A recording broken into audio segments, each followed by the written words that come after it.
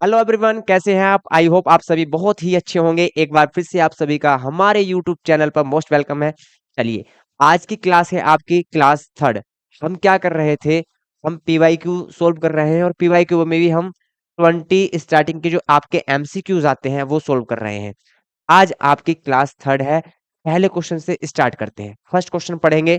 First question है आपका, if 7 cos square theta plus 3 sin square theta is equal to 4। देखिए, अगर 7 cos square theta plus 3 sin square theta is equal to 4 है, तो अभी यहाँ से हमें कुछ दिखाई नहीं दे रहा है ना कि इसको किस तरीके से सोल्व करें। लेकिन एक चीज हमें यहाँ दिखाई दे रही है कि यहाँ कोस स्क्वायर थीटा है, यहाँ साइन स्क्वायर थीटा है। भाई ये 3 है तो ये भी अगर 3 बन जाए तो 3 कॉमन लेके cos square theta plus sine square theta common आ सकता है। मतलब 3 कॉमन लेंगे तो sine square theta cos square theta बचेगा तो 1 बन जाएगा। ये हमको पॉसिबिलिटी लग रही है। तो क्या करेंगे, 7 को ब्रेक कर लेंगे। तो 7 को 4 प्लस 3 में ब्रेक कर लेंगे। 7 क्या है? कोस स्क्वायर थीटा। तो 4 कोस स्क्वायर थीटा प्लस 3 कोस square theta plus 3 sign square theta है। तो इसके अलावा कुछ हम इसमें कर नहीं सकते। तो यहाँ से अब देखिए, 4 cos square theta as it is लिखेंगे, प्लस 3 यहाँ से कॉमन ले लेंगे हम। जब 3 कॉमन लेंगे तो यहाँ मिलेगा हमको cos square theta plus sine square theta. और cos square theta plus sine square theta आपने क्या पढ़ा है? Is equal to 1। यहाँ से 4 cos square theta plus 3 multiply 1 करेंगे तो 3 आएगा इज इक्वल टू 4। प्लस के 3 को कहाँ ले जाएंगे भैया? माइनस में, इधर 3 में चला जाएगा। ठीक, तो 4 cos square theta 4 cos square theta is equal to आपका बचा 1। यहाँ से कोस स्क्वायर थीटा की अगर वैल्यू हम फाइंड करते हैं तो कितना आएगा? 1/4। जो 4 मल्टीप्लाई में था कोस स्क्वायर के, वो कहाँ चला गया? डिवाइड में चला गया। यहाँ से कोस स्क्वायर थीटा आपका 1/4 है तो कोस थीटा कितना आएगा? 1/4 का स्क्वायर रूट करेंगे तो कितना आएगा? 1/2। यहाँ स्क्वायर था, स्क्वायर रूट बन गया तो कोस थीटा। अब कोस में 1/2 कब होता है? कोस 60 पर। कोस 60 पर तो थीटा इज इक्वल टू कितना आ जाएगा आपका? 60 degree. Theta is equal to 60 degree. Option C हमारा क्या होगा? करेक्ट होगा। Option C will be correct answer. Clear? Next, the probability of drawing an even prime number. Even prime number हमको क्या करना है? ड्रॉ करना है। इवन प्राइम नंबर ओनली 1 ही होता है और उसकी वैल्यू क्या है? 2। 2 एक ऐसा प्राइम नंबर है जो इवन भी है, प्राइम भी है। इसके अलावा कोई भी प्राइम नंबर इवन नहीं होता है। अब देख लीजिए, 3 इवन नहीं है, ओड है। 5 इवन नहीं है, ओड है। 7 इवन नहीं है, ओड है।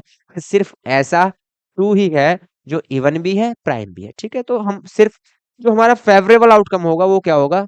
Only 1। From 1 to 30 possible outcome कितने हैं? 1 to 30 इट मीन 30 है। प्रोबेबिलिटी क्या होगी? 1/30। ये आपकी प्रोबेबिलिटी आ जाएगी। क्लियर? यहाँ से option A will be correct. Next देखते हैं, the quadratic equation whose roots are 7 and 1/7 is. हमको क्या फाइंड करना है? The quadratic equation. Quadratic equation हमको फाइंड करनी है। हम क्वाड्रेटिक इक्वेशन कब और कैसे फाइंड करते हैं ये आपको अच्छी तरीके से पता है। जब हमको रूट्स गिवन है तो हम क्वाड्रेटिक इक्वेशन कैसे फाइंड करते हैं? X square minus sum of the roots multiplied by x plus product of the is equal to 0। X square minus sum करेंगे तो सम 7/1 + 7 का 1/7 का करेंगे तो 50 कितना आएगा? 7 आएगा। 7 7 जा 49 एंड 1 50/7। सम कितना आया आपका? 50/7। एक्स प्लस प्रोडक्ट 7 से 7 कैंसिल हो जाएगा, कितना आएगा? 1 आएगा इज इक्वल टू 0। अब डिवाइड में यहाँ 7 है तो 7 का मल्टीप्लाई कर देंगे होल इक्वेशन से। तो 7x² minus 50x plus 7 is equal to 0। ये आपकी क्वाड्रेटिक इक्वेशन बनेगी। कौन सा ऑप्शन सही होगा आपका? Option A will be correct answer. Option A क्या होगा? करेक्ट होगा। नेक्स्ट पढ़ेंगे 4, the least number which is a perfect square and is divisible by each of 60 20 and 50। देखिए, एक तो कंडीशन क्या दी है कि परफेक्ट स्क्वायर होना चाहिए और एक कंडीशन क्या दी है कि 16, 20 एंड 50 से डिविजिबल भी होना चाहिए। तो हमें 16, 20 एंड 50 का क्या निकालना है, एलसीएम निकालना है। क्या निकालना है, एलसीएम निकालना है, ठीक। और एलसीएम कैसा होना चाहिए, परफेक्ट स्क्वायर होना चाहिए। 16, 20, 50 से डिवाइड होना चाहिए, इसका मतलब एलसीएम फाइंड करना है किसका, 16, 20 एंड 20, हाँ सॉरी 50 का। और परफेक्ट स्क्वायर भी होना चाहिए। बट हम इसे ऑप्शन से कर सकते हैं, जब एमसीक्यूज है तो टाइम वेस्ट क्यों करना, ऑप्शन से कर सकते हैं हम। ऑप्शन से कैसे होगा, एलसीएम वगैरह कुछ नहीं निकालना। देखिए ऐसे होगा, क्या बोला है उसने, परफेक्ट स्क्वायर होना चाहिए। अब परफेक्ट स्क्वायर, तो ऑप्शन में चेक करेंगे हम कि कौन कौन से ऑप्शन हमारे परफेक्ट स्क्वायर है। आपका 1200 परफेक्ट स्क्वायर नहीं है, 100 आपका परफेक्ट स्क्वायर है, 3600 आपका परफेक्ट स्क्वायर है, और 2400 आपका परफेक्ट स्क्वायर नहीं है। देखिए दो तो ऑप्शन से ऐसे ही आउट हो गए, बचे ये दो।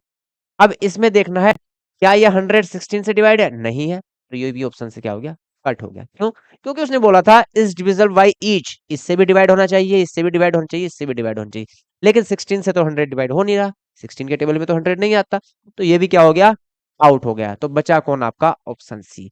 Option C will be correct answer. तो जहां हमें लग रहा है कि बिना सोल्व किए ही ऑप्शन से काम चल सकता है, तो वहां ऑप्शन से काम चलाएंगे। एमसीक्यूज है, हमें सॉल्यूशन तो दिखाना नहीं, टिक लगाना है, तो टाइम वेस्ट नहीं करेंगे, समझे, टाइम वेस्ट नहीं करना भाई। फिर question number 5, the coordinates of the end points of a diameter of a circle are this and this, the length of the radius of circle is. Diameter के क्या दिए गए हैं, पॉइंट्स आपको गिवन है, डायमीटर के पॉइंट्स आपको given है। यहां से एक सर्कल ले लेंगे, डायमीटर ड्रॉ कर लेंगे उसका। ये आपका सर्कल है भाई, और यहां से क्या ले लेंगे हम, डायमीटर। चलिए, तो मान लीजिए यहाँ कहीं क्या है, ये डायमीटर। हमको रेडियस के क्या बतानी है, लेंथ बतानी है। डायमीटर की जो भी लेंथ आएगी, डायमीटर की जो भी लेंथ आएगी, उसका हाफ क्या होगा, रेडियस होगा, उसका हाफ रेडियस होगा। यहां से तो इसके एंड पॉइंट लिख लेते हैं 5, -2, एंड यहां से आपका 5, डिस्टेंस फार्मूला क्या होता है, डिस्टेंस फार्मूला होता है x2 minus x1 whole square plus y2 minus y1 whole square, और टोटल का आपका स्क्वायर। अगर ये x1 है तो ये आपका x2 है, और ये y1 है तो ये y2 है।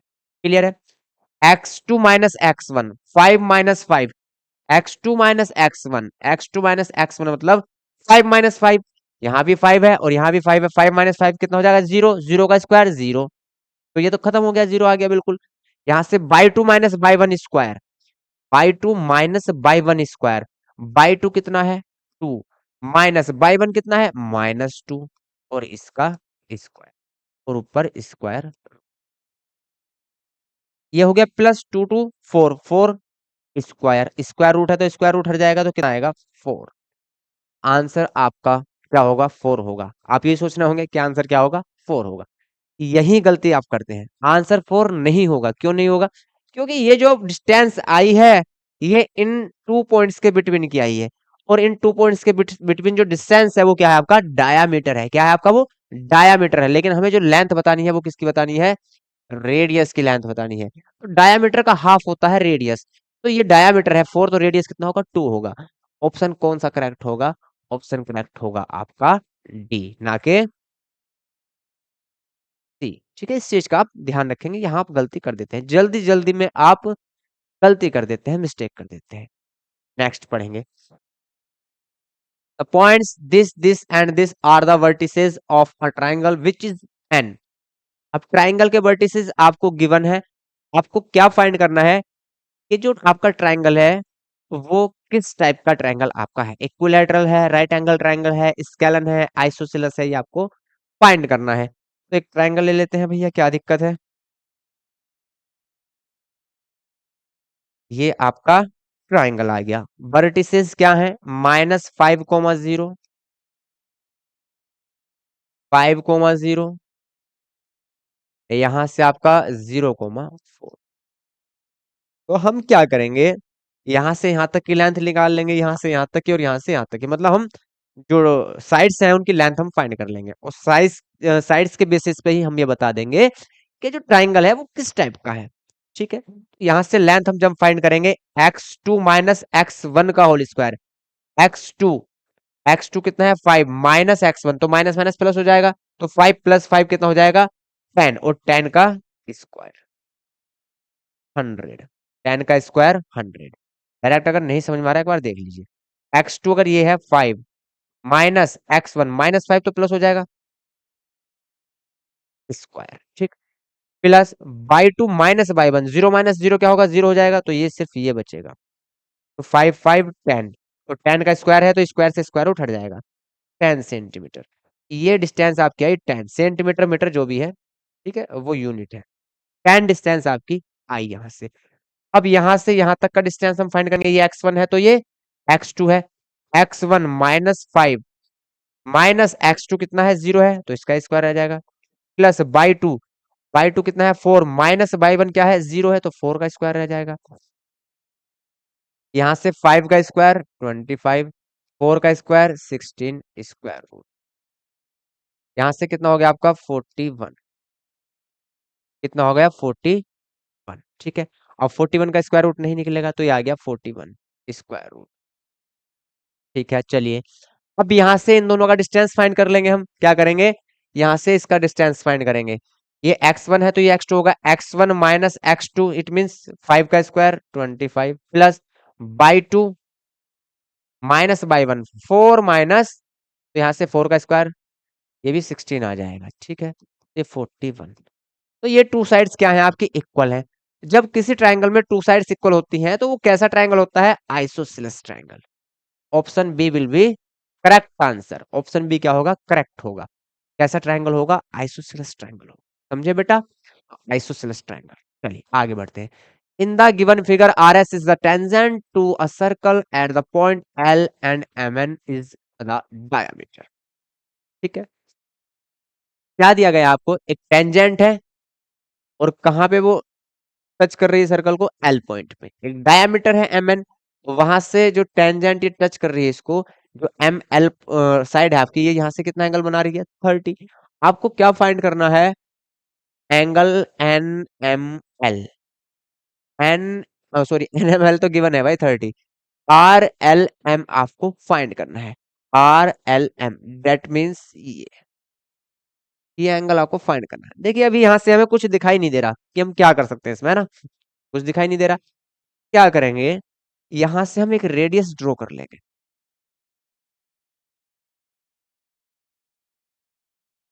अब हमें बहुत कुछ दिखाई दे रहा है, अब क्या दिखाई दे रहा है, देखिए ये जो टेंजेंट से रेडियस हमने ड्रॉ करी है, जब भी कोई सर्कल होता है उस पे टेंजेंट है और उस पे रेडियस से हम एक लाइन ड्रॉ करते हैं, कहाँ टेंजेंट पे, तो क्या होता है 90 डिग्री का एंगल क्रिएट करती है रेडियस, ठीक। तो टेंजेंट से ये 90 बनाएगा, तो यहां से यहां तक ये पूरा कितना हो गया 90 हो गया, पूरा कितना हो गया 90 हो गया, ठीक है। तो ये पूरा कितना हो गया 90, एंगल आर एल ओ ये कितना हो गया 90 डिग्री। क्लियर है यहाँ तक, तो यहाँ तक कोई प्रॉब्लम नहीं है। अब यहां से देखिए एल ओ एम या एम ओ एल क्या है, एक ट्राइंगल है, और कैसा ट्राइंगल है, आइसोसेलेस ट्राइंगल है, क्यों, क्योंकि ओ एम क्या है, रेडियस है, ओ एल क्या है, रेडियस है, रेडियस रेडियस इक्वल है, टू साइड्स इक्वल है, तो कैसा ट्राइंगल है, आइसोसेलेस ट्राइंगल, अभी पीछे कराया था लास्ट क्वेश्चन में। और आइसोसेलेस ट्रायंगल की एक क्या क्वालिटी होती है, क्या प्रॉपर्टी होती है उसकी, कि उसके टू एंगल्स भी इक्वल होते हैं। तो यहां से ये 30 है तो ये भी कितना होगा 30 हो, ठीक है। ये टोटल आपका 90 है, उसमें से 30 ये निकल गया, आर एल एम कितना बचा मेरे भाई 60 बचा, तो यही आपका क्या होगा आंसर होगा। अच्छा क्वेश्चन है, थोड़ा सा इल्जाने वाला है लेकिन इजी है, कोई दिक्कत नहीं, अगर आप थोड़ा सा इसके बारे में जानते हैं तो कर ले जाओगे। तो यहाँ से 60 क्या होगा आपका करेक्ट आंसर होगा। नेक्स्ट क्वेश्चन देखते हैं। नेक्स्ट क्वेश्चन क्या है मेरे भाई, नेक्स्ट पढ़ेंगे सिमिलरिटी का क्वेश्चन है, सिमिलरिटी एपी अपॉन पीबी कितना है 4/30, एसी एसी की वैल्यू आपको दी है 20.4, चलिए ठीक है। Then the length of A Q की लेंथ हमें फाइंड करनी है, ये लेंथ हमें फाइंड करनी है। यहाँ से ए सी गिवन है, तो यहाँ से ए बी हम फाइंड कर लेंगे। ए पी अगर हमारा 4 है तो पी वी कितना होगा, 13 है। Total A P plus P V क्या होगा, ए बी हो जाएगा। तो कितना हो जाएगा, 13 प्लस 4। तो यहाँ से A B is equal to कितना आ जाएगा, 17। क्लियर है। अब रेशियो लगा देंगे हम, रेशियो लगा देंगे। रेशियो अगर हम ले रहे हैं A B upon P B is equal कितना होगा, यहाँ से ए सी अपॉन ए क्यू। तो ये ए पी लेना था हमको, ये फाइंड करना ना, तो इसके साथ हम ये वाली साइड लेंगे ए पी। ठीक है। तो total length A B upon A P, total length A C upon A Q, है ना। इन दोनों का रेशियो क्या होगा, इक्वल होगा ए क्यू। तो यहाँ से ए बी कितना आया है, 17। ए पी कितना है हमारा, 4 है। इज इक्वल टू ए सी कितना है, 20.4 अपॉन ए क्यू हमें क्या करना है, फाइंड करना है। तो यहाँ से 17 वन जा 17 और 17 टू जा 34, 1.2 आया। तो ए क्यू क्रॉस मल्टीप्लाई कर देंगे, ए क्यू इज इक्वल टू कितना आएगा, 1.2 मल्टीप्लाइड बाय 4। तो यहाँ से 12 4 जा 48, इट मीन्स 4.8। ए क्यू की वैल्यू कितनी आएगी, 4.8 centimetre. Option D will be correct sir. Clear. आगे बढ़िए भाई। Which of the following statement is incorrect, मतलब कौन सा स्टेटमेंट आपका सही नहीं है, इनकरेक्ट है। फर्स्ट स्टेटमेंट पढ़ेंगे, द टू कॉन्ग्रुएंट्स फिगर और ऑलवेज सिमिलर। बिल्कुल सही बात है। अगर आपकी फिगर कैसी है, कॉन्ग्रुएंट है, तो यहाँ से दोनों फिगर कैसी होंगी, सिमिलर भी होंगी। कॉन्ग्रुएंट है तो सिमिलर भी होंगी। कॉन्ग्रुएंट तभी होंगे तब ईच पार्ट उनका इक्वल होगा, एंगल भी इक्वल होंगे, साइड भी इक्वल होंगे, तो सिमिलर होगी। A square and a rhombus of the same area are always similar। ये बात गलत है भाई। रोहम्बस एंड स्क्वायर कभी सिमिलर नहीं होते, क्योंकि स्क्वायर कुछ इस तरीके का होता है और रोहम्बस कुछ इस तरीके का होता है। इसमें 90 90 के एंगल क्रिएट होते हैं, इसमें 90 के एंगल क्रिएट नहीं होते, है ना। तो ये कभी भी आपस में सिमिलर नहीं होंगे। These are not similar to each other. Clear. तो ये गलत है, इसका मतलब यही ऑप्शन क्या है हमारा, करेक्ट है। कौन सा स्टेटमेंट आपका रॉन्ग है, इनकरेक्ट है, वही आपका ऑप्शन क्या है, करेक्ट है। Option B will be correct answer. Next, the sum of the exponents of prime factors in the prime factorization of this is. देखिए प्राइम फैक्टराइजेशन करने हैं और उसमें जो भी एक्सपोनेंट मतलब पावर आएंगे उनका उनका सम हमको फाइंड करना है। इसको डिवाइड कर लेते हैं मेरे भाई, 4004 को। सबसे पहले इसको 2 से कर लेंगे। लो मेरे भाई 2 से कर लो सबसे पहले। अब देखिए ये किससे कट होगा, ये 11 से हो जाएगा। कैसे, 11 9 जा 99 बचा 1, फिर 11 हो गया, 11 1 जा 11, फिर 13 7 जा तो 7 बन जा। तो ये इसके फैक्टर हो गए। एक्सपोनेंट में लिखना है 2 to the power 2, 11 to the power 1, 13 to the power 1, 7 to the power 1। अब जो एक्सपोनेंट है इट मीन्स जो पावर है उनका सम करना है। तो 1 प्लस 1 2, 2 प्लस 1 3, 3 प्लस 2 5। आंसर क्या होगा, 5 होगा। इसकी लैंग्वेज से आप घबरा जाओगे, घबराना नहीं है, कुछ नहीं है। जो फैक्टराइजेशन है उसको एक्सपोनेंट फॉर्म में लिखना है, प्राइम फैक्टराइजेशन को। एंड आफ्टर दैट हमको क्या करना है, the sum of the exponent find करना है। We will easily find the sum of exponents. 11, in a cricket match a batsman hits the boundary 7 time. Boundary 7 times hit करता है cricketman out of the 42 balls he plays. ठीक है। The probability of his not hitting a boundary is. देखिए अब total जो ball है वो है 42, उसमें से 7 टाइम मतलब 7 बॉल्स उसने कहाँ पहुंचाई, बाउंड्री पर। तो बची हुई बॉल उसने बाउंड्री पर नहीं पहुंचाई। ठीक है। तो ये बाउंड्री पे गई है और ये बाउंड्री पे नहीं गई है। तो आपसे पूछा गया है कि जो बाउंड्री को हिट नहीं की बॉल उनकी प्रोबेबिलिटी बतानी है। तो फेवरेबल आउटकम कितने हैं, 35 है, अपॉन पॉसिबल आउटकम्स कितने हैं टोटल, 42 है। 7 5 जा एंड 7 6 जा, 5/6 आएगी। So easy. कितनी आएगी प्रोबेबिलिटी, 5/6। अगर बाउंड्री हिट करने की पूछ लेता आपसे तो यहाँ से 7 अपॉन टोटल कितनी है 42, 7 1 जा 7 6 जा, 1/6 आती फिर। ठीक है। Not hit the boundary, not hitting the boundary, तो कितना होगा 5/, क्लियर।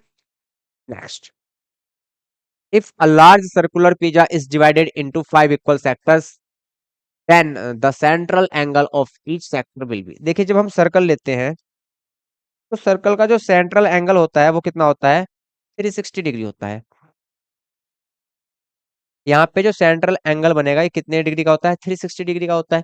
लेकिन इसको 5 इक्वल पार्ट्स में डिवाइड कर दिया गया, 5 इक्वल पार्ट्स में डिवाइड कर दिया गया। जब 5 इक्वल पार्ट्स में डिवाइड कर दिया तो इसका जो ये एंगल है टोटल 360, ये भी 5 पार्ट्स में डिवाइड हो जाएगा। ईच सेक्टर का एंगल जो होगा 5 पार्ट में डिवाइड करने के आफ्टर कितना होगा, 360/5। यहाँ से 5 7 जा एंड 5 2 जा, 72 होगा भैया। सो इजी, कितने इजी इजी क्वेश्चन है। 72 क्या होगा, सेक्टर का एंगल होगा। सेक्टर का एंगल कितना होगा, 72 डिग्री। ठीक, क्लियर। ईच सेक्टर का angle 72 degree. 13, if sine 30 tan 45 is equal to sec 60/k। देखिए tan सॉरी साइन 30 tan 45, ये k डिवाइड में है, मैं मल्टीप्लाई में यहाँ ले जा रहा हूँ, मल्टीप्लाई में k is equal to sec 60। इनकी वैल्यू पुट कर देंगे, साइन 30 कितना होता है 1/2, मल्टीप्लाई tan 45 कितना होता है 1 होता है, multiply k is equal to, अब देखिए sec 60, अगर sec 60 की आपको वैल्यू नहीं पता है तो आप क्या करेंगे, sec किसका उल्टा होता है, साइन कोसेक कोस सेक, सेक कोस का उल्टा होता है। तो इसको हम ऐसे भी लिख सकते हैं 1/cos 60, 1/cos 60। cos 60 की वैल्यू कितनी होती है 1/2, तो 1/1/2 2 कहाँ जाएगा यहाँ, तो यहाँ से 2। तो sec 60 की वैल्यू कितनी होगी, 2 होगी। क्लियर है। k इज इक्वल टू, यहाँ से 2 डिवाइड में है, कहाँ चला जाएगा राइट साइड में, 2 के मल्टीप्लाई में, k is equal to 4। We have find the value of k, that is 4। Option A will be correct answer. क्या ऑप्शन ए क्या होगा, करेक्ट होगा। Next, the line represented by the equation x minus y equal to 0 is, एक equation है x minus y equal to 0, तो line जो represent करेंगी parallel to x axis, parallel to y axis, passing through the origin, passing through the point 3, ठीक। जब x minus y equal to 0 है तो x is equal to कितना आएगा, y, x is equal to y, that means x की जो value होगी same value y की मिलेगी। x की जो भी वैल्यू आएगी कोऑर्डिनेट्स में सेम वैल्यू y की मिलेगी। इट्स मींस अगर x 2 है तो y भी 2 होगा, x 1 है तो y भी 1 होगा, x 0 है तो y भी 0 होगा, ये कंडीशन होगी। ठीक है। पैरेलल टू x एक्सिस नहीं होगा, क्योंकि पैरेलल टू x एक्सिस जब भी कोई वैल्यू होगी, देखो ये आपका क्या है, आपका क्वाड्रेंट है। ठीक है, क्वाड्रेंट है, तो यहां से उसने बोला है parallel to X axis, X axis ये है, अगर इसके पैरेलल लाइन जाती है तो बाई की कुछ वैल्यू होगी लेकिन एक्स 0 होगा। तो ऐसा तो हो नहीं सकता कि बाई की कुछ वैल्यू है एक्स 0, दोनों इक्वल आने चाहिए। उसने बोला पैरेलल टू एक्स एक्सिस हो गया, parallel two by axis, parallel two by axis ले रहे हैं, तो यहाँ से एक्स की कोई ना कोई वैल्यू होगी, जब बाई क्या होगा 0 होगा, एक्स की जो भी वैल्यू होगी लेकिन बाई 0 होगा, ऐसा हो नहीं सकता, दोनों इक्वल होंगे। पासिंग थ्रू द 3,2 नहीं हो सकता, क्योंकि x की वैल्यू 3 है तो y की भी 3 होनी चाहिए। तो ऐसी सेम कंडीशन कहाँ है जहां x एंड y इक्वल हो दोनों, पासिंग थ्रू द ओरिजिन, क्योंकि x भी 0 है और y भी 0 है, दोनों की वैल्यू क्या है, इक्वल है। तो सिर्फ only one option is correct, passing through the origin. Clear है। Next, the tenth sum of the AP, so easy. T ten आपको या ए टेन आपको फाइंड करना है। ए टेन क्या होता है, ए प्लस 9d, ए प्लस 9d। आपने पढ़ा है T N is equal to A plus N minus 1 into D. N की जगह प्लेस पे ले रहे हैं 10, तो 10 - 1 क्या होगा, 9 हो जाएगा। ठीक है, हमें ए एंड डी चाहिए। फर्स्ट टर्म क्या है आपकी, फर्स्ट टर्म है आपकी 5, ए के प्लेस पर हम रखेंगे 5 प्लस 9d। कॉमन डिफरेंस क्या होता है, T2 माइनस T1, तो यहाँ से T2 कितना है 19/4 माइनस T1 कितना है 5 है, तो 4 5 जा 20, 19 माइनस 20/4 -1/4। टी कितना है आपका -1/4, -1/4। 5, अब यहाँ से प्लस माइनस माइनस, 9 1 जा 9/4, 4 4 5 जा 20 -9/4 11/4। तो 10th टर्म क्या होगी आपकी 11/4। क्लियर है? 11/। नेक्स्ट, कौन सा ऑप्शन आपका सही होगा? A option will be correct. A option correct होगा आपका। Next, if -4 is a zero of the polynomial P X and the value of K, so easy. X की वैल्यू पुट करनी है, के की वैल्यू आपको फाइंड हो जाएगी। P -4 is equal to X square, it means X के place पे क्या रखेंगे? -4 स्क्वायर, माइनस एक्स के प्लेस पे -4, फिर -2 +2 के। उसने क्या बोला है? If -4 is a zero of the polynomial, तो जब जीरो है पोलिनोमियल तो इक्वल क्या लेंगे हम? जीरो लेंगे। इक्वल टू क्या लेंगे? जीरो लेंगे। ठीक है। अब यहां से -4 का स्क्वायर कितना होगा? +16, माइनस माइनस +4, माइनस यहां से देखिए 2 and minus plus -2 is equal to 0। 16 4 कितना हो गया? 20, 20 में से 2 जाएंगे कितना आएगा? 18, वो भी प्लस के, माइनस के 2 के हैं, राइट साइड जाएंगे तो प्लस के 2 के। k is equal to 18 divided by 2, it means k is equal to 9। We find the k is equal to, k की वैल्यू कितनी आएगी? 9। Option B will be correct. Option B क्या होगा आपका? करेक्ट आंसर होगा। Next, the equation of a line parallel to x axis and at a distance of 3 unit below the x axis is, देखिए क्या बोला गया आपसे। क्वाड्रेंट हमने बना लिया। उसने बोला है कि जो लाइन है इक्वेशन की वो क्या है? पैरेलल टू एक्स एक्सिस है। ये आपका एक्स एक्सिस है, इसके पैरेलल होगी, या तो यहां होगी या यहां होगी। कंडीशन क्या है पढ़ते हैं। Eight a distance of 3 unit below x axis, X axis से नीचे है और कितना? 3 यूनिट बिलो। तो ये है, ये मान लीजिए आपका -1 है, ये -2 है, ये -3 है आपका। यहाँ पे जो बाई की वैल्यू है, बाई की वैल्यू वो कितनी है? -3।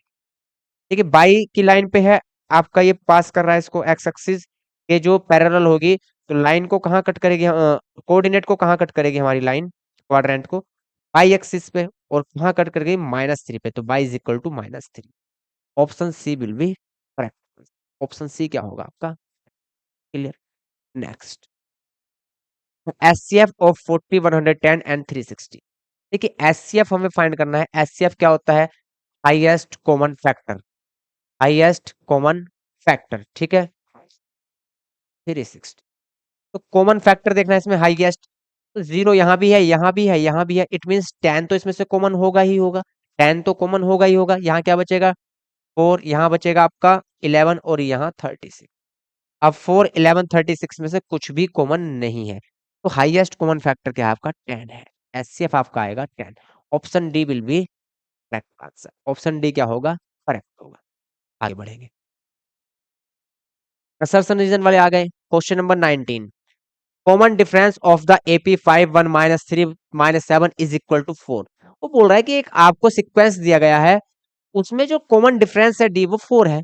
फाइंड कर लेते हैं क्या 4 है भाई। तो यहां से ए कितना है? 5 है आपका, T2 कितना है? 1 है, और ए को हम क्या बोलते हैं? T1 बोलते हैं, है ना। ये T1 भी इसको हम बोल सकते हैं, या इसको हम A2 भी बोल सकते हैं। यहां से कॉमन डिफरेंस डी जो होता है वो होता है A2 -A1, या हम कह सकते हैं T2 T1। T2 की वैल्यू कितनी है? 1, माइनस T1 की वैल्यू 5, तो कॉमन डिफरेंस कितना आया? -4। लेकिन क्वेश्चन वाला कह रहा है कि 4 है, तो भैया इसकी बात गलत है। एजरसन ही रॉन्ग हो गया। एजरसन ही क्या हो गया? रॉन्ग हो गया। तो रीजन पढ़ने की जरूरत नहीं है, क्योंकि जो असर्सन है वो सिर्फ एक ही ऑप्शन में रॉन्ग है। कौन से में है? फॉल्स है, सिर्फ डी ऑप्शन में। यहाँ भी असर्सन आपका ट्रू है, यहाँ भी असर्सन आपका ट्रू है, यहाँ भी असर्सन आपका ट्रू है। ठीक है, तो एक ही ऑप्शन में फॉल्स है, कहां पर? डी ऑप्शन में। Option D will be correct answer, क्योंकि असर्शन ही क्या है आपका? फॉल्स हो गया। Last, pair of linear equation P X plus 3y is plus 59 is equal to 0 and this 0 will have infinitely many solution if p is equal to 1। वो कह रहा है यदि p की वैल्यू हम 1 रख दें तो क्या होगा इनफाइनाइटली मैनी सॉल्यूशन देंगे, ये दोनों आपकी पेयर है इक्वेशन का, ठीक है। चलिए यहाँ से p के प्लेस पे 1 रख देंगे तो x आ जाएगा, 1 multiply X, X plus 3y plus 59 is equal to 0। और यहाँ से 2x plus 6y plus 118 is equal to 0। यहाँ से अगर हम a1 upon a2, b1 upon b2, c1 upon c2 find करेंगे, इक्वल आएंगे। यहाँ से देखो a1 अपॉन a2 कितना आएगा, a1 अपॉन a2 आएगा 1 अपॉन 2, b1 अपॉन b2 कितना आएगा, b1 अपॉन b2 आएगा 3 अपॉन 6, इट मीन्स 1/2। यहाँ से c1 अपॉन c2 कितना आएगा, ये आएगा आपका 59 अपॉन 118, इट मीन्स 1/2। यहाँ से a1 upon a2 is equal to b1 upon b2 is equal to c1 upon b2। ये किसका भैया फॉर्मूला होता है, क्या किस कंडीशन में होता है ये होता है इनफाइनाइटली मैनी सॉल्यूशन की कंडीशन में, ठीक है। तो उसका जो असर्शन है वो बिल्कुल ट्रू है। अब रीजन चेक करते हैं, रीजन ट्रू है या नहीं। रीजन में क्या कह रहा है, रीजन पढ़ेंगे। If the pair of linear equation this and this has a unique solution then p is equal to not 1। मतलब p इक्वल टू बंद मत लो, कोई भी वैल्यू ले लो, 0 ले लो p की वैल्यू, या 1 को छोड़कर 2 ले लो, 3 ले लो, 4 ले लो, -1 ले लो, -2 ले लो, लेकिन p इक्वल टू 1 अगर नहीं लेंगे तो जो सॉल्यूशन है वो कैसा होगा, यूनिक सॉल्यूशन होगा। और यूनिक सॉल्यूशन के लिए क्या कंडीशन होती है, a1 upon a2 is not equal to b1 upon b, ये कंडीशन होती है, ये कंडीशन होती है, ठीक है। चलिए चेक करते हैं। तो p इज इक्वल टू हम 2 ले रहे हैं, ठीक है, 2 ले लो, तो 2x plus 3y plus 19 is equal to 0। यहाँ से 2x plus 6y plus 157 is equal to 0। a1 upon a2 check करेंगे, a1 upon a2 is equal to कितना आएगा, 2 upon 2, that means 1। b1 upon b2 check करेंगे, b1 upon b2 आएगा 3 upon 6, that means 1/2। तो ये दोनों ही इक्वल नहीं है, तो यूनिक सॉल्यूशन है, तो रीजन भी आपका करेक्ट है।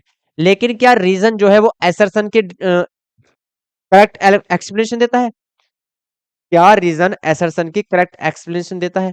अरे भाई, इसका और इसका आपस में कोई भी लेना देना नहीं है, एक दूसरे से कोई रिलेशन नहीं है। वो अलग बात कह रहा है, ये अलग बात कह रहा है, ठीक है। तो दोनों एक दूसरे से फ्री है, स्वतंत्र है बिल्कुल एकदम। तो असर्शन एंड रीजन दोनों ही क्या है, ट्रू है। बट कौन सा ऑप्शन सही होगा, देखिए assertion and reason are true, assertion and reason are true, ये भी है। assertion is true but reason is false, assertion is false but reason is true, assertion a and reason are true, ये भी दोनों क्या है, ट्रू है। लेकिन कौन सा ऑप्शन चाहिए होगा, reason is the correct explanation, अरे वो तो उसकी कुछ एक्सप्लेनेशन दे ही नहीं रहा, उससे कोई मतलब ही नहीं उसका, तो कौन सा सही होगा, ये वाला option B will be correct answer, option B क्या होगा, करेक्ट आंसर होगा, ठीक है। चलिए आज के आपके 20 पीवाईक्यू में 20 एमसीक्यू, ठीक है, पीवाईक्यूज में 20 एमसीक्यू आपके क्या हो चुके हैं, कंप्लीट हो चुके हैं। नेक्स्ट क्लास में फिर से इसी सेट के 20 एमसीक्यूज आपके लेकर आऊंगा। मैंने आपको बताया था ये जितने भी हैं प्रीवियस ईयर क्वेश्चन है, मतलब किसी ना किसी ईयर में बोर्ड एग्जाम में आ चुकी हैं, ठीक है, इसलिए आप इनको ध्यान से पढ़ें, अच्छे क्वेश्चन है। मिलते हैं नेक्स्ट क्लास में, अगले क्लास 4 के साथ 20 एमसीक्यूज को लेकर हम मिलेंगे, ठीक है। तब तक के लिए जय हिंद, जय भारत।